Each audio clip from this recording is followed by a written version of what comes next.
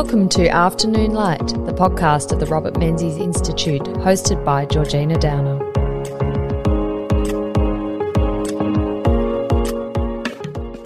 The early 20th century English writer Gilbert Keith Chesterton inspired a generation with his beautiful prose and analysis of philosophical and religious debates of the time. A Catholic convert, he was anti both socialism and capitalism, and he wrote 80 books, hundreds of poems and short stories, and thousands of essays in his very short 62 years. Joining me today to discuss GK Chesterton is Karl Schmude, the president of the Australian Chesterton Society. Welcome to Afternoon Light, Karl. Thank you, Georgina. It's very great to be with you.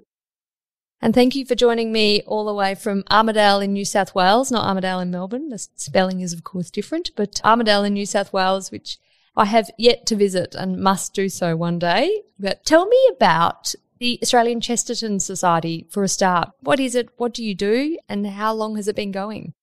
Yes, well, it was established in the early 1990s by an Englishman who had migrated to Perth, Tony Evans, and it was then the Chesterton Society of Western Australia. And by the year 2000, since it was very obvious there was a national interest in Chesterton, not just a state-based one, it became the Australian Chesterton Society. And Tony was the inaugural president of both, the state one and the National Australian Chesterton Society. And then I succeeded him about 15 years ago. So I've been serving in that role. Essentially, our role is to promote an interest in Chesterton. We hold an annual conference on different themes that tend to have a Chesterton connection. Since he wrote on everything, there's no subject that's irrelevant. So it's very easy to pick themes to focus the Chesterton conference on.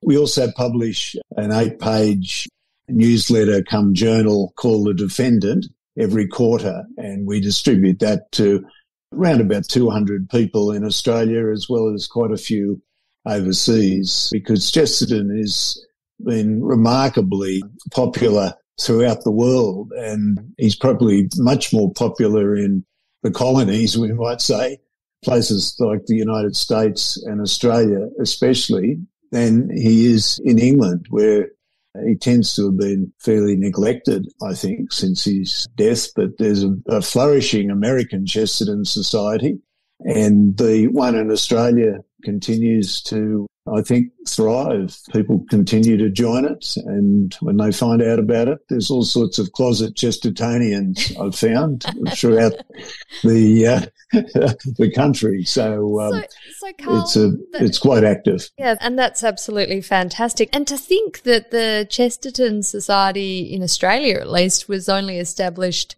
60 years basically after the death of Chesterton. So this was a long time coming. It somewhat reminds me of the Robert Menzies Institute that's been established over 40 years after the death of Robert Menzies here at the University of Melbourne, but never too late to start these things. Tell me, why should we care about GK Chesterton, a writer, from almost 100 years ago? He died in 1936. Yes, it is, and it really relates to your question about the Chesterton Society. Why would you have a society in different places that is devoted to promoting his work? I think he is an author who has certainly transcended his time, and so many of the things he wrote about are of perennial interest and therefore are not confined to the first half of the 20th century when he was writing. There's so many occasions, we'll probably touch on some of the themes that show how remarkably valid his insights and his prophecies, actually. I think he did have a way of reading the signs of the times and detecting trends at an early stage of development, long before they became obvious to most of us.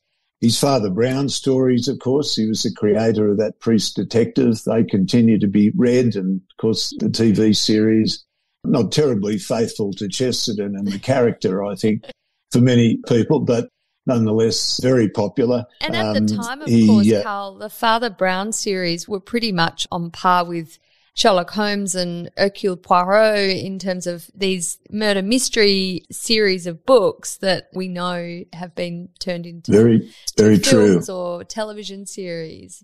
It was quite the moneymaker Yes. for Chesterton, wasn't it, the Father Brown series? It was, yes. When he was strapped for money, he would quite often just run off a Father Brown story.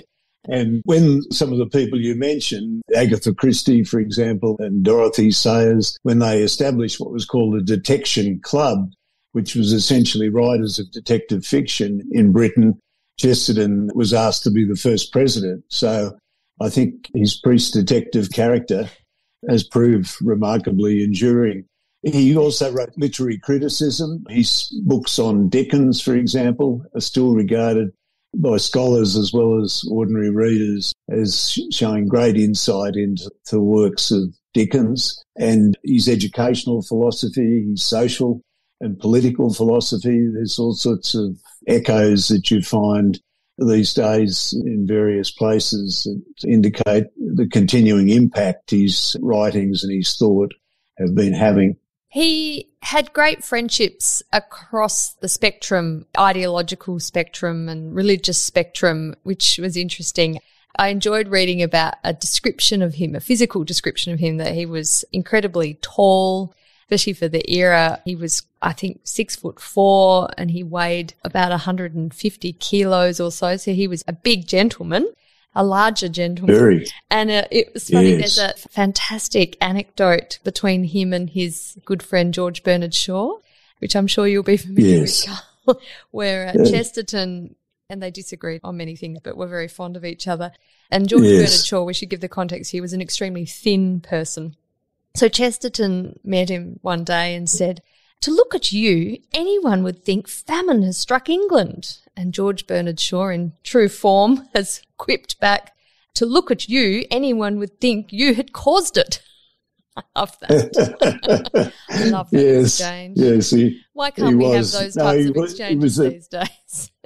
That's right. No, just a huge presence. And I have, in various talks over the years, mentioned Chesterton's size. And while some might regard that as a worry these days, he constantly made jokes himself about them and recalled things. I mean, for example, when he was in the United States, he lectured at the University of Notre Dame for a period on Victorian literature.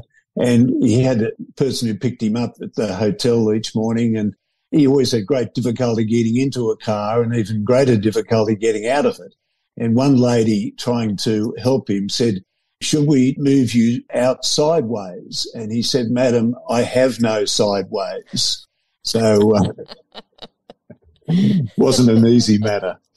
Now, before we get on to Chesterton's views on all sorts of things and whether he was a conservative or not, those types of debates, it's probably worth talking about why are we talking about Chesterton on the podcast of the Robert Menzies Institute Afternoon Light? And it is, of course, because Robert Menzies was a massive fan of Chesterton, and I think typical of the age. Menzies was born in 1894. He would have grown up reading a lot of Chesterton, and in fact, in his collection here at the University of Melbourne, we can see he owned 8 Chesterton books that it looks like he has acquired in the 1910s, because he's written his own name in the front cover. One is given to him, but he has used these books. You can see there's a lot of underlining, there are annotations, and he has used these books also in his major addresses subsequently after his, I guess, teenage years and 20s when he was enjoying them.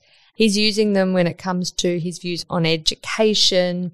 He uses All Things Considered when he's criticising how journalists just seem to condense a speech and summarise it and don't actually get the intended message, and obviously criticising journalists for being way too brief in their analysis. It was a concern Chesterton had eloquently displayed in that book. So it's interesting how someone like Menzies, he's enjoying Chesterton's work, but he's also heavily influenced when it comes to his views on education, his views on property rights, his views on the damage sectional interests in politics can have, his mistrust of materialism and utilitarianism, and his real focus on the family as a building block of society and the importance of family to the success of society. So all these things really were shaping Robert Menzies' ideas and views on how he thought Australia should work and the world should work. So that is why we are here today talking about Chesterton, not least because he is an important figure anyway.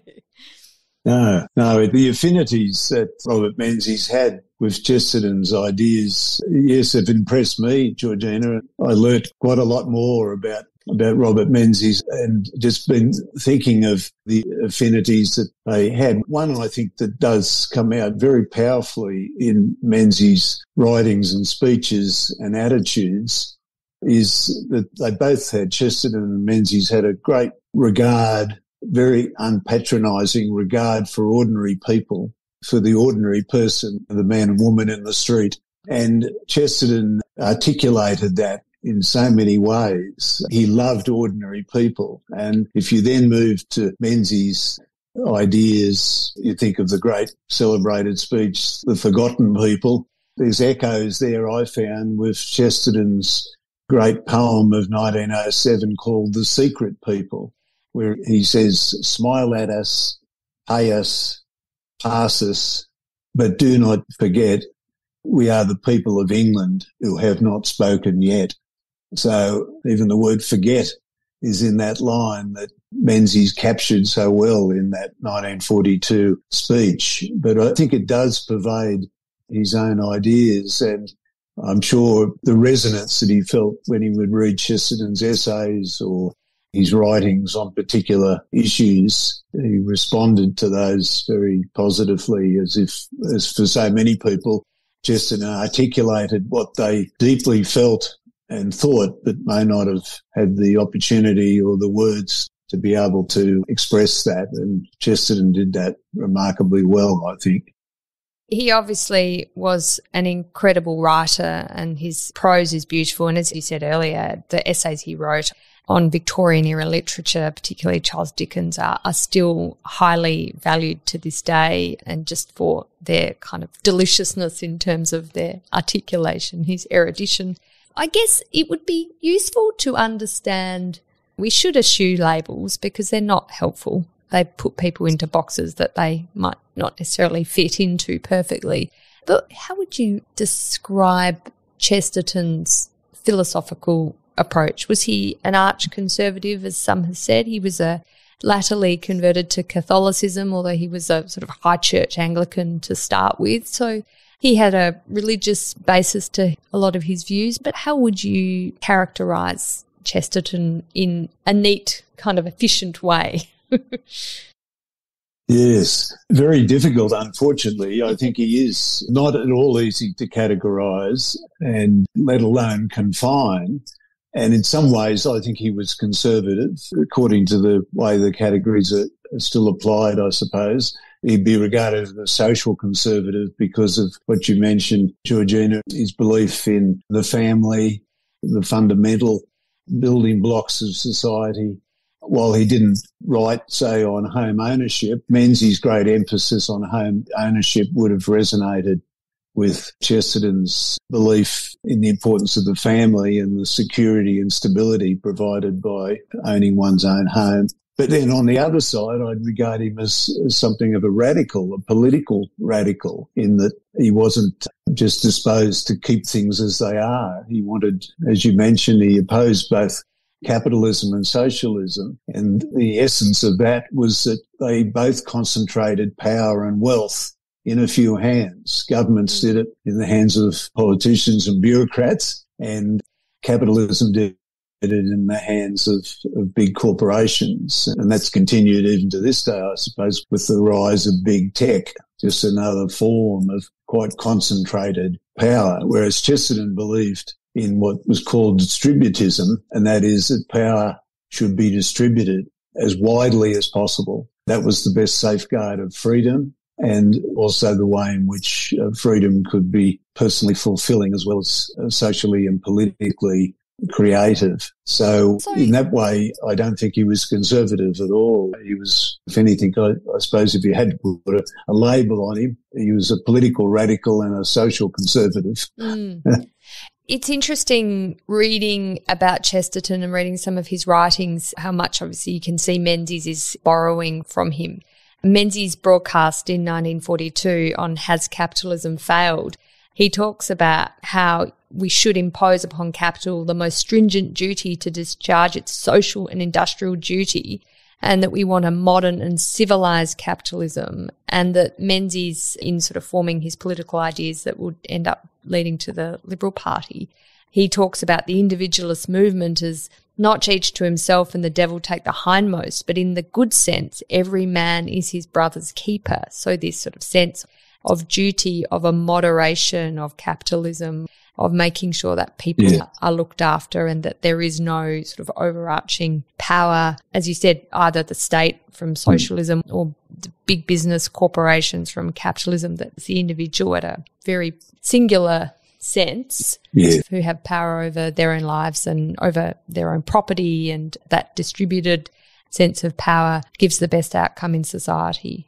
Yes, that's right. And I think he also saw that freedom and power exercised in that way inevitably fostered individual responsibility. So the two attitudes were in harmony, that freedom was seen as related to responsibility. And finally, if one were to talk in a spiritual sense, and Chesterton did very often, a sense of love, a sense of great loyalty and commitment to people, and particularly, he wrote books on marriage, for example.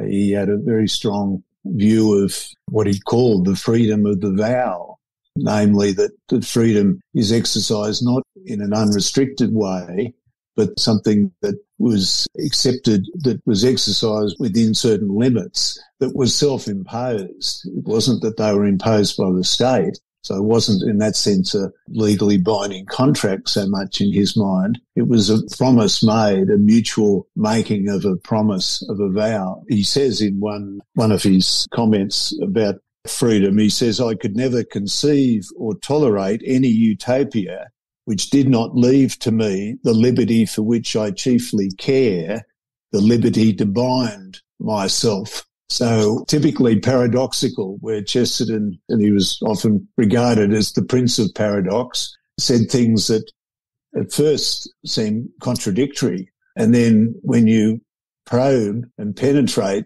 the meaning that he's driving at, in a journalist way, he will say it pithily and sharply, but that's to arouse attention and provoke thought, I think. And so often something he expresses paradoxically, by turning it on its head, turns out to be a great insight, which we've lost an understanding of. So it's interesting when you read Chesterton's views on freedom, that sense that you have a freedom to shackle yourself, to encumber yourself, to bind yourself, not a freedom from being shackled or from restrictions. No. He didn't think of freedom in those terms, did he?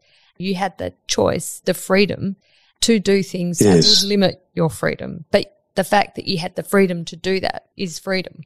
That's very, very true, yes. It was both a freedom from great encroachments of power exercised, particularly by political systems, but the freedom from was really a prelude to understanding a freedom to, as you said. That is, what is the freedom there for? In what way will it satisfy human beings if it's directed to a purpose and a goal? And keeping both those in mind, whereas in contemporary culture we're very strong on freedom from, but not quite have in focus what the purpose of freedom is. And Chesterton, I think, wrote on that a great deal during his life. Karl, the book The Man Who Knew Too Much that Chesterton published in 1922, I think would have really resonated with Robert Menzies. It's a novel that highlights corruption in English politics, and it discredits the political class in that interwar period. It's concerned with vested interests and the influence they have on politics. And this is something that Robert Menzies, in those 1920s, 1930s period, he was really very disappointed with in Australian politics, in Victorian politics, in the federal scene, that there were vested interests who were calling on favours from politicians, and politicians were acting on those vested interest requests, and he felt it was a corrupting influence. This book, an incredibly important book in really exposing what was quite obviously a big, big problem. Yes, and Chesterton did write on that a great deal. There are some who think that he was overly absorbed by the political scene, and he was certainly a natural controversialist in that Christopher Hitchens way, as you mentioned at one stage. But he, given the books that he wrote, the books of philosophy, of history, his novels, his poems, his plays, people have commented over the years that he should have spent more time doing that. But I think this is where his genius showed no bounds. He was, as a journalist, and he always regarded himself as a journalist. He thought that was a noble profession. He was a journalist in the sense not so much of reporting, but interpreting events, getting them in perspective. And he was so incredibly prolific. A story, for example, he used to dictate his articles to a secretary, and then it would be typed up and he'd just send it off. On one occasion, a new secretary to whom he was dictating an article noticed that he was writing on a pad on his desk while he was dictating. When she went over at the end after he'd gone out, she noticed that he was writing another article on a different topic for a different newspaper from the one that he had been dictating to. Wow. That is prodigious energy that is almost beyond belief. Yeah, the intellectual acrobatics required to be dictating and writing two different things. Exactly. Keeping. Yeah. No, most of us struggle with the single thought, as it were. But to your point, Georgina, I mean, he was the editor of a journal that was called GK's Weekly, and it was essentially a journal of social and political criticism. And that was a key avenue for the promulgation of his ideas. And certainly the political corruption and the degree to which I think he felt that big business and big politics, if you like, had a sort of an unholy alliance about them that was terribly detrimental to the lives of ordinary people. So he promoted it very much from that point of view, not just upbraiding certain leaders who were thought to be corrupt, but the popular effects of that and how seriously people were disadvantaged because of the extent to which that power was concentrated and corrupting. Yeah, so Chesterton did join the Fabian Society very early on, didn't he? But he does write in his autobiography that imperialism and socialism, and obviously then capitalism, were things he really opposed, and he'd sort of grown up obviously in the imperial era, British Empire, and seen the problems of that. But in terms of socialism, he didn't like the influence of big business on big politics. He certainly didn't like the idea that socialism had this idea that, and he writes, an ordinary person is incompetent and must be superseded by an official. Can you talk about the basis for his opposition to socialism beyond the fact that individuals were seen as incompetent and they needed to be replaced by the state, by bureaucracy? Yes. Well, I think he regarded socialism in relation to capitalism as the wrong solution. It was actually really rearranging the pieces on the chessboard where government concentrated the power instead of big corporations or big business. So they were basically two sides of the same coin. So you had socialism was the state, big state, and capitalism was big business, but both of them meant that the individual was superseded, whether it was the state or a business, it didn't matter. They were both tyrannical. Yes, that's right. And both of them, particularly if they ended up, as so often in practice, where they were in some kind of silent union of concentrated power interests, whereas he wanted power widely distributed. George Bernard Shaw, whom you mentioned, they were, yes, great friends, but disagreed on virtually everything. And they did debate because Shaw was a great socialist and Chesterton a distributist, and they often had public debates on those subjects. And while distributism has been seen as the widest possible distribution of property, the property really reflected the reality of power, that is, individual freedom and power that the ordinary person could have through owning property. And so when Shaw spoke about socialism and welfare, for example, and wanted to, in effect, distribute money or redistribute, Chesterton said what he was interested in was distributing power, not distributing money, but distributing power. And by providing for an environment in which monopolies are discouraged, home ownership is encouraged, property is as widely distributed as possible, including in terms of businesses. He certainly would have favoured family-based businesses as ways in which the family would have a certain degree of independence and security rather than be dependent in the way that somebody in the normal salary sense is. So those are attitudes that he promoted. And as you said, in all sorts of books, I mean, apart from the direct way he did it, he was also, without propagandising, I think, he was able to do it to such an extent because of the integration of his thought, I think. He was able to do it in fiction as well as in non-fiction. What's interesting too, when you look at contrast between distributism and socialism, is the sense that with distributism, private property is so important. And through private property, that there is a real link with freedom, with liberty. So you own, the private property is distributed widely throughout society, throughout families, throughout individuals, rather than concentrated in the hands of just a few. And quite the opposite of socialism, where it is concentrated in the hands of the state. That's correct, yes. I think it was a fundamental part of his social and political attitudes. And so while he didn't promote any particular movement, the philosophy that he had, which, as you've mentioned, is one that Menzies in different ways appreciated, he expressed again and again, as a journalist would, looking at particular events and developments, but always applying much higher standards of understanding and interpretation to those events so that he put them in perspective. Karl, you say he had a regular newsletter that he put out commenting on politics and social affairs, but did he particularly align with a side of politics at all, or did he stay right out of the sort of partisan fray and just focus on his own views and ideas and let other people decide whether they fit into a partisan box, so to speak? Yes, I don't think he at all identified particularly with any of the dominant parties.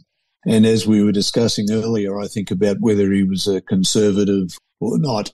In some ways, his attitudes would have been more compatible with a particular party's platform, but then in certain other ways, he would have had affinities with a different party. So I don't think he saw that as the environment in which the greatest understanding of societies and cultures and political activities can be understood, that we need to sort of transcend the party political platforms and try to have a consistent philosophy informing one's attitudes rather than simply taking them from a particular party platform. And that, of course, gave him huge freedom to say exactly what he thought or write exactly what he thought, because he wasn't concerned about what the politician said, what party said. It was about what he believed. Yes. I wondered, Karl, if we could talk about his impact in Australia, particularly his ideas around distributism, which when you read it, you are very much reminded of B.A. Santamaria's thoughts about everyone should own a little farm around Australia. And even though B.A. Santamaria only ever lived in Melbourne, I think he thought the idyllic utopia was everyone living on a little farm and producing their own food and the like. But these Chesterton ideas, you can see them seeping into political actors in Australia, not just Menzies, but also Santa Maria and his DLP. Yes, well, I think his influence, and it's continued in this way, has been both personal and corporate, one might say, communal. There are so many people that were influenced, I think, by his ideas. And you mentioned Santa Maria, very much influenced by his political and social ideas. But then also the group that Santa Maria was an early member of was the Campion Society, established in the early 1930s, particularly of recent graduates in the University of Melbourne and people who'd moved into the professions, a young group of people, and they were tremendously devoted to Chesterton, and they were a Catholic group, and therefore they focused on his books of philosophy such as Orthodoxy or The Everlasting Man, books that are still available and reprinted. But the Campion Society ran adult education courses through the different branches that spread throughout Victoria, into rural Victoria, and then throughout all of the states. So an interesting connection with the Australian Chesterton Society is that the Campion Society in Western Australia, when it was established, they actually called it the Chesterton Club. Ah. It was not called the Campion Society over there. It was called the Chesterton Club. So it makes it rather appropriate that later, when the Australian Chesterton Society was born, it began in Western Australia. So I think the Campion Society was a cradle for many, many thinkers and writers who were influenced by his thought in so many ways. And then if we move into more recent times, we'll find people such as Greg Sheridan, the well-known journalist, who's very much a fan of Chesterton's and has written about him and is, again, I think, thinking of him as a journalist, was very much involved in the same profession. Campion College invokes the same name as Campion Society of the 1930s.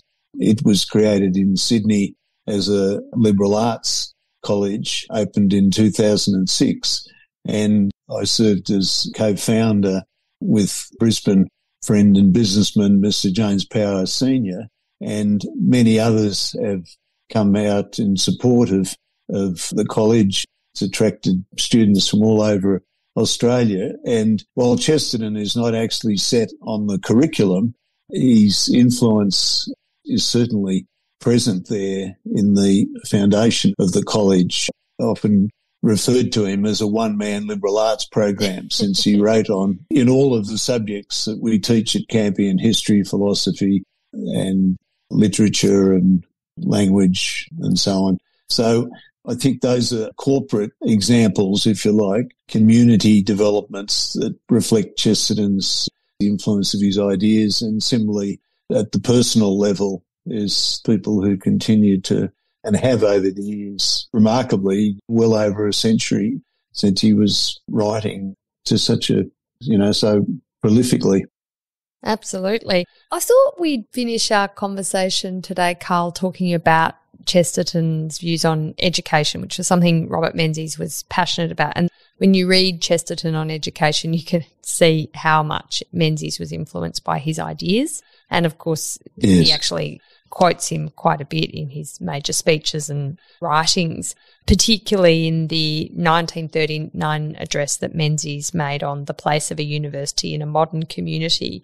And Menzies is saying a university has to be a place where citizens are imbued with knowledge for the sake of knowledge, so that they can be critical thinkers and independent thinkers, independent of their boss, independent of the state when they're confronted by issues. And I mean, Chesterton writes of rights and wrongs, of slavery, of cannibalism, and these sort of types of extreme issues, that yes, having a university education equips you to critique them and disagree with them and understand why they are wrong, rather than just go through some vocational training that equips you to do a job rather than to think.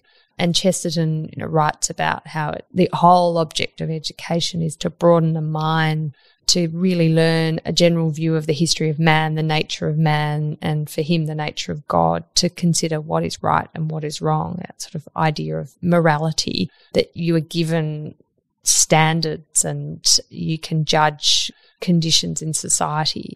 These are really important concepts and important foundational elements of why we have universities, why we have education more broadly, and have been so very much challenged in Australia. And Menzies, in a lot of ways, when it came to education, was an outlier, but, on his side of politics, yes, but even on the other side of politics, there haven't been very many leaders in Australia who have taken an overtly non-utilitarian view of education. Yes. That is quite remarkable, I think, Georgina. Yes, I think Chesterton's understanding of education was an exalted one. He was much more than skill training or job preparation. It was something that involved, as he called it on one occasion, the truth in a state of transmission. So it was about the transmission of learning, of cultural memory, and finally of truth that gave meaning to social and political experience, and therefore provided the basis of citizenship, the cultivation of leadership, those sort of qualities that came out of belief in education that transcended the utilitarian idea, that it's simply to prepare you for one single thing, one particular career path, for example. It was a much deeper and richer experience students needed to be exposed to. And I think Chesterton saw the importance of a coherent philosophy informing the learning, and that insofar as that was the case, it provided for the health and continuity of a culture. By contrast, an incoherent philosophy would rupture a society and make it dysfunctional. And I think Chesterton saw that was happening in education in his time, and therefore in society at large. The wider ramifications of that intellectual dysfunction, intellectual incoherence, would spread to the lives of people. So, yes, I think a view of education, and specifically of university education, even though he wasn't a person who went to university himself. No, he went to art school, didn't he? He did, yes. He was really an artist before he became a writer, and he went to what was called the Slade School of Art in London. So some of his friends from school would have gone off to university, but he was not a university person. Maybe that's why he liked them so much, do you think, Karl? Yes, yes. Well, direct experience. You do wonder, don't you? But, I mean, another statement he made, just again to show how exalted an understanding he had, he said that education was simply the soul of a society, as it passes from one generation to another. So that's really raising the stakes, I think, as to what a noble undertaking it is and how important it is for a society to get that right if it's going to survive.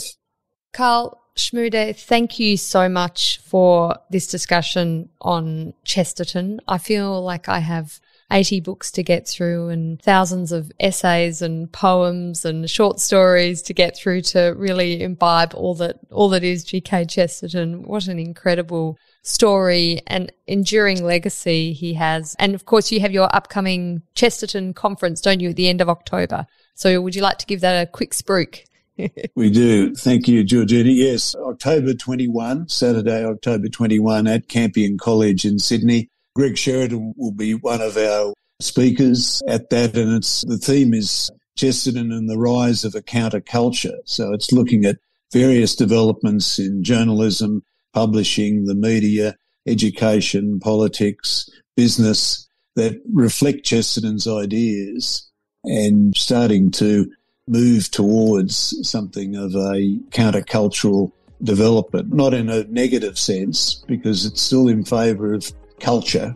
It's counter a dominant culture, but as Chesterton believed so much positively, it's about building an alternative. That is what the focus of the conference will be. So, fantastic. Information's available on the website, the Australian Chesterton website, Georgina.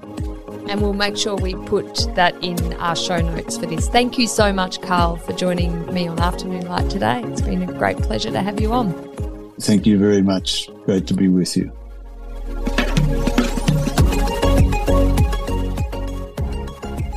That's it for this week's episode of Afternoon Light, the podcast of the Robert Menzies Institute.